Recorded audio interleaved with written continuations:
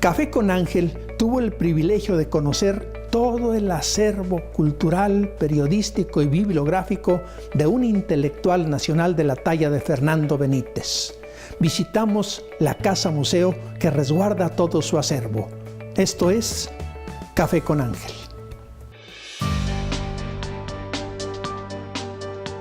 Uno nunca consigue absolutamente nada en esta vida. Yo creo que había más relaciones interculturales en los tiempos prehispanicos. Mi única inspiración es la música. O sea, uno no necesita algo más que eso. Está en la partitura. Mi teoría es que los medios nunca desaparecen. Cuando surge un medio nuevo, encuentra a su público. La tercera llamada es una especie de sinónimo de varias cosas. Café con Ángel.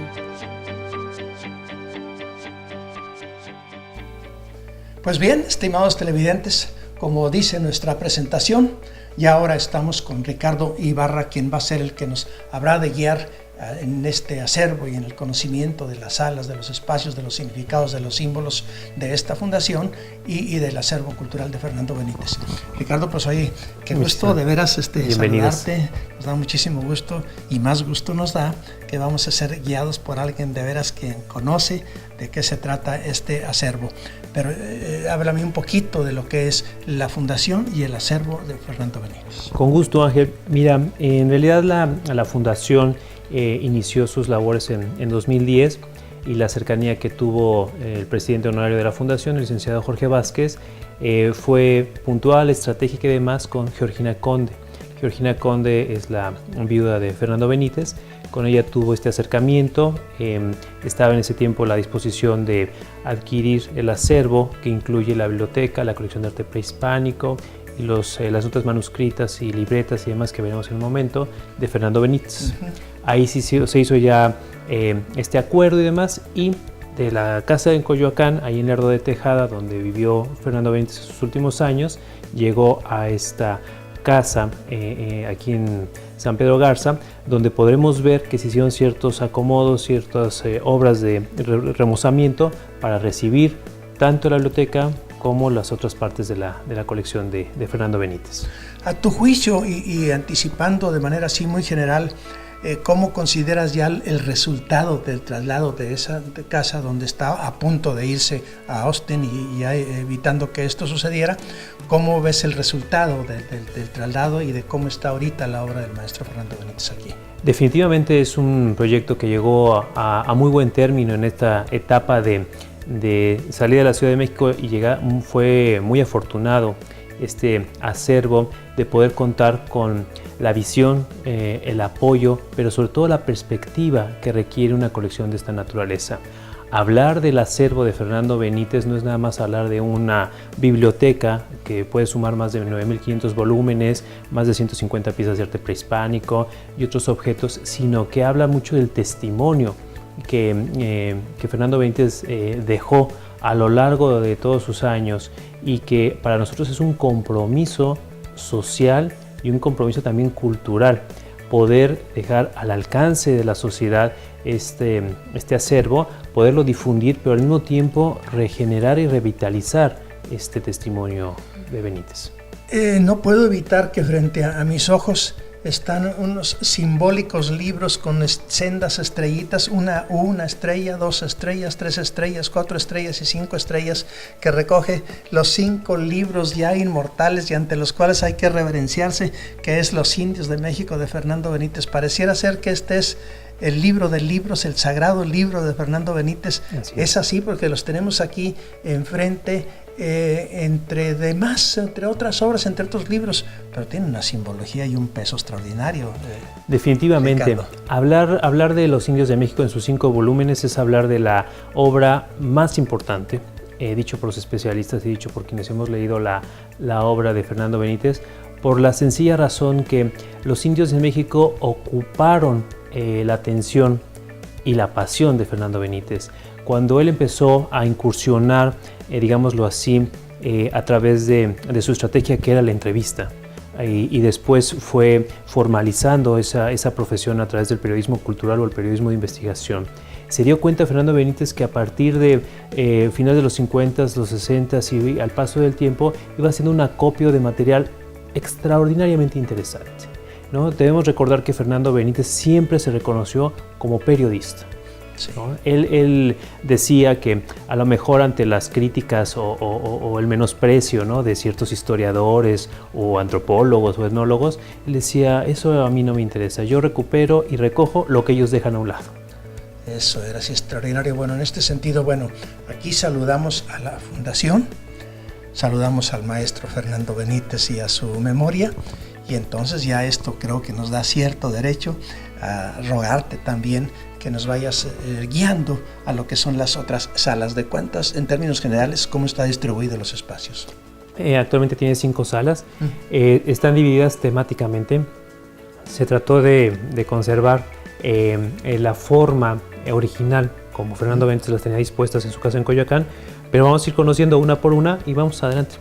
Bueno, pues vamos, estimados televidentes, a empezar este recorrido y adéntrense con nosotros en la obra de Fernando Benítez y reverencienla a través de estos libros monumentales que son los 5 libros de los indios de México, pero además después de toda su obra que es también valiosísima. Continuamos.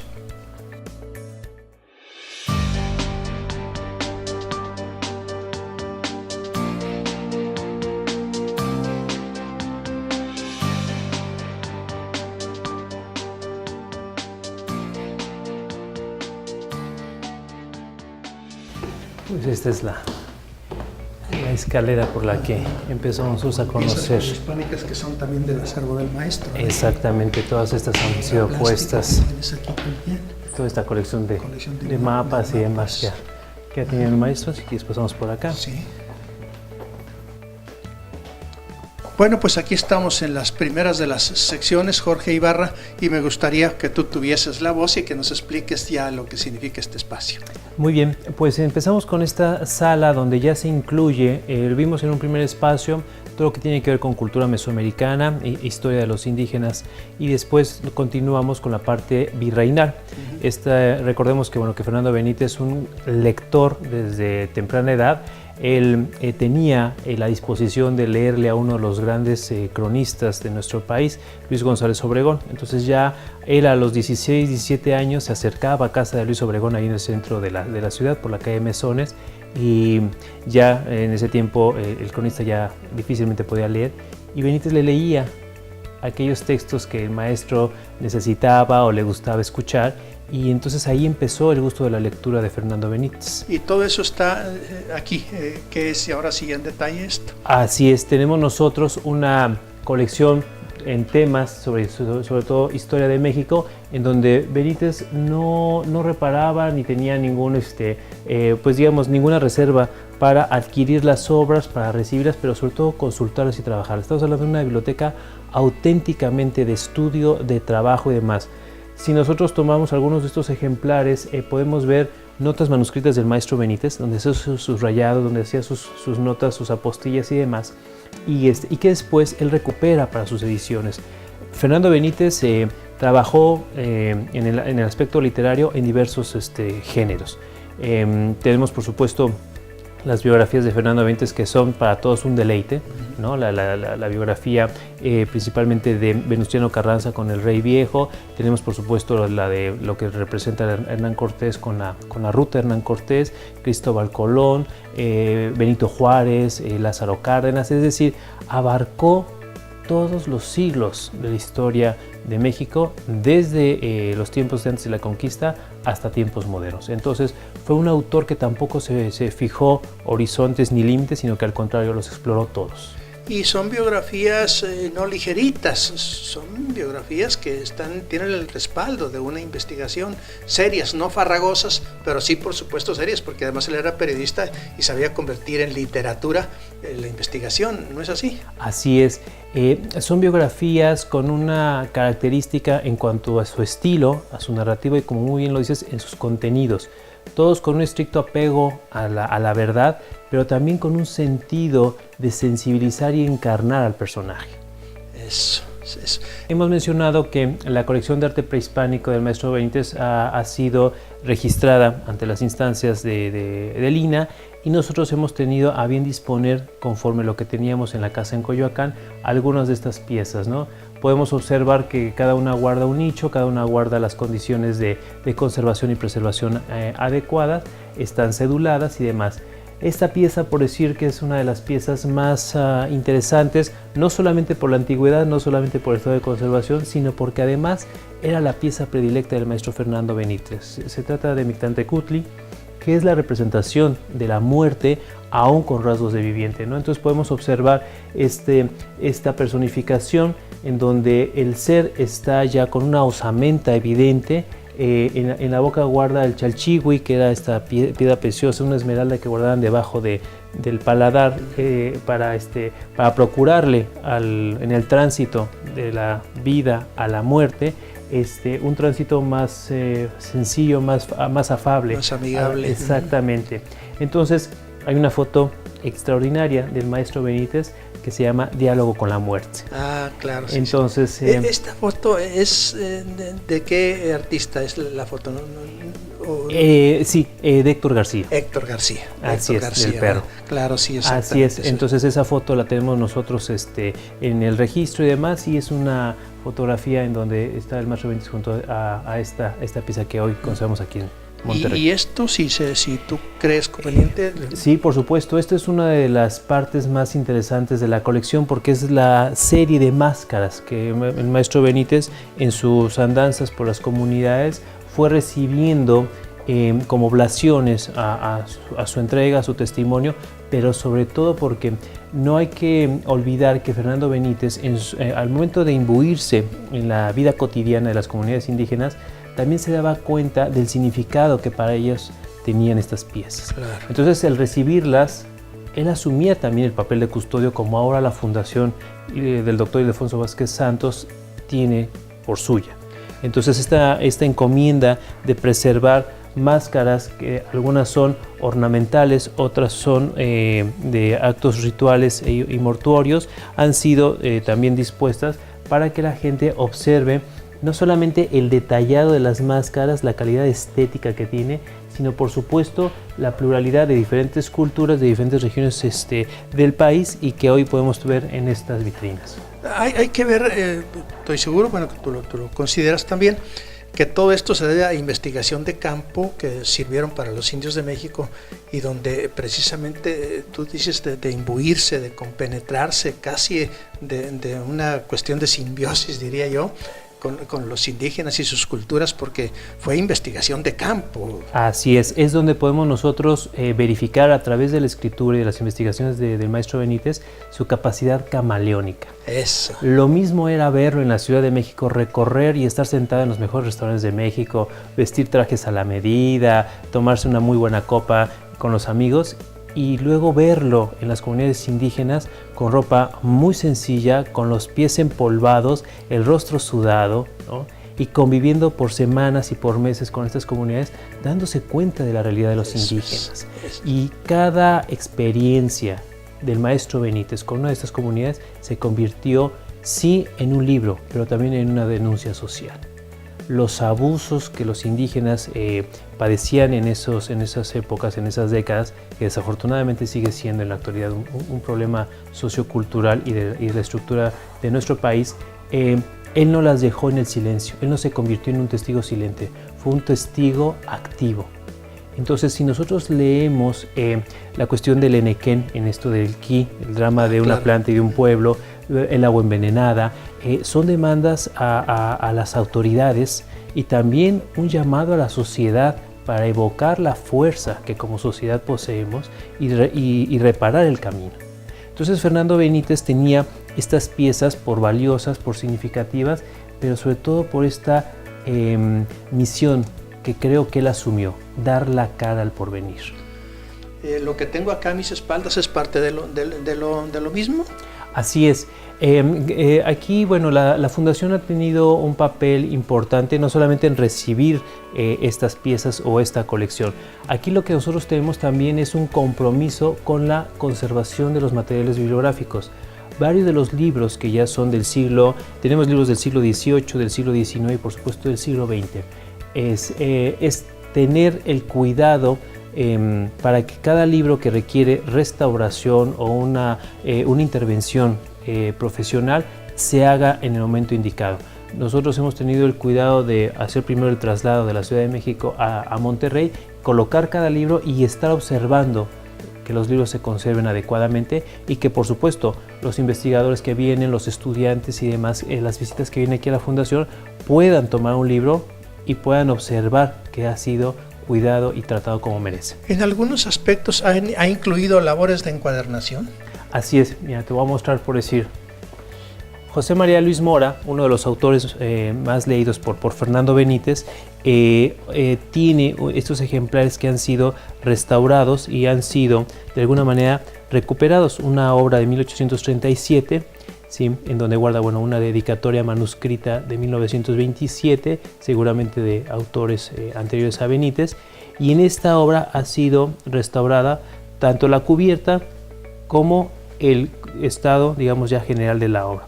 Entonces, obras que pudieron haberse perdido por el paso del tiempo y las condiciones que a lo mejor suelen ser muy agresivas con este tipo de materiales, aquí en la Fundación encontró, pues digamos así, una cuna de oro. Ha renacido este libro. Por supuesto, yo creo que los libros deben estar agradecidos porque hay que recordar que a punto estuvieron de irse a Austin, Texas. Yo no digo que allá los hubieran maltratado ni nada, pero por supuesto habla mucho de la Fundación, el hecho de que hayan conseguido que se quedaran en México y luego pues para rendirles honor de esta manera, porque además están a disposición del público con las condiciones que ya tú explicarás ahorita. Nada más no es una biblioteca abierta, pero por supuesto que al mismo tiempo está para que cualquiera venga, a condición ya tú nos dirás. Otro espacio que nos quieras mostrar, por favor. Bien, pasamos por acá.